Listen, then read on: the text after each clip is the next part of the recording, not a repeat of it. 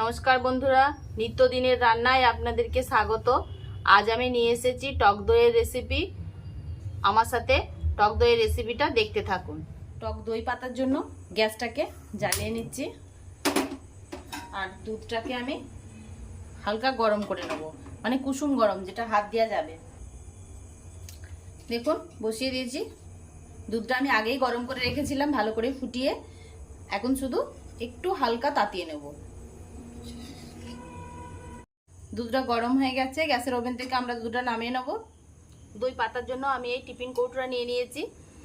আপনাদের কাছে কাছের কোনো পাত্র থাকলে তার মধ্যে পাততে পারেন, নইলে আমার মতন এই টিফিন কৌটো কিংবা মাটির কোনো জায়গা থাকলে তার মধ্যেও পাততে পারেন। আমার কাছে ওইসব কিছু নেই, শুধু এই টিফিন কৌটোটা আছে, তাই আমি এই টিফিন কৌটোর মধ্যে দইটা বসাবো। আমি প্রতিদিনই বাড়িতে দই বসাই, সেই দই থেকে আমি কিছুটা অংশ রেখে দিয়েছি। এটাকে আমি এই জায়গার মধ্যে ঢেলে নেব। এটাকে ভালো করে ফেটিয়ে দেবো, খুব সুন্দর করে এটাকে আমি ফেটিয়ে নেব। দেখুন এইভাবে পুরো দইটাকে ফেটিয়ে নেবেন, কোনো দানা দানা অংশ যেন না থাকে। এর মধ্যে আমি দুধটাকে দিয়ে দেব।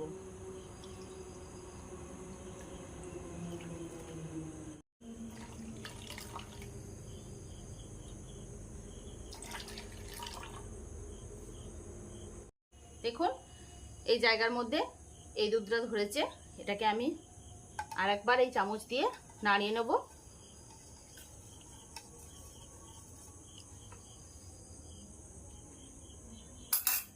দিয়ে টিফিন কৌটোটাকে আমি ঢাকা দিয়ে দেব। আপনারা গরম নুনের মধ্যে বা গরম বালির মধ্যে ঢাকা দিয়ে রেখে দিতে পারেন 6 থেকে 7 ঘন্টা, তাহলে দই ভালোভাবে বসে যাবে। কিংবা যদি কম্বল থাকে আমার মতো, এই কম্বলের মধ্যে একটা থালা বসিয়ে দিয়ে এরকম টিফিন কৌটোর মধ্যে ঢাকা দিয়ে 7 ঘন্টার মতো রেখে দেবেন, খুব সুন্দর দই বসে যাবে। আর যদি এরকম কম্বল না থাকে তাহলে নুনকে গরম করবেন, তার উপরে এই দইটাকে কিছুক্ষণ বসিয়ে রেখে দেবেন দইয়ের এই টিফিন কৌটোটা, তাহলে খুব সুন্দর দই বসে যাবে। আর যদি বালি থাকে, বালিটাকেও গরম করে তার উপরে কিছু একটা বাটি বা থালা দিয়ে, আমি যেমন এরকম থালা দিয়েছি, এরকম থালা দিয়ে আপনারা টিফিন কৌটোটা বসিয়ে দেবেন, দই সুন্দরভাবে বসে যাবে। 8 ঘন্টা পর আমি দেখাবো দইটা কেমন বসেছে। 8 ঘন্টা হয়ে গেছে, আমরা দেখি দইটা কেমন বসেছে। কম্বলটা সরিয়ে নিলাম, দইয়ের টিফিন কৌটোটা বের করে নিয়ে আসছি।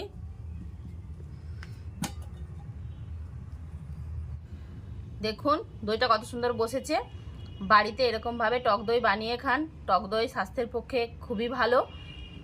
এই গরমেতে টক দই দিয়ে অনেক কিছু বানানো যায়। আমার ভিডিওটা শেয়ার, লাইক, কমেন্ট করবেন।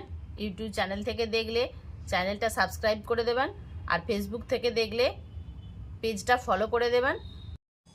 সবাই নিজের খেয়াল রাখবেন, সুস্থ থাকবেন, ভালো থাকবেন। আবার দেখা হচ্ছে নতুন একটা রেসিপির সাথে।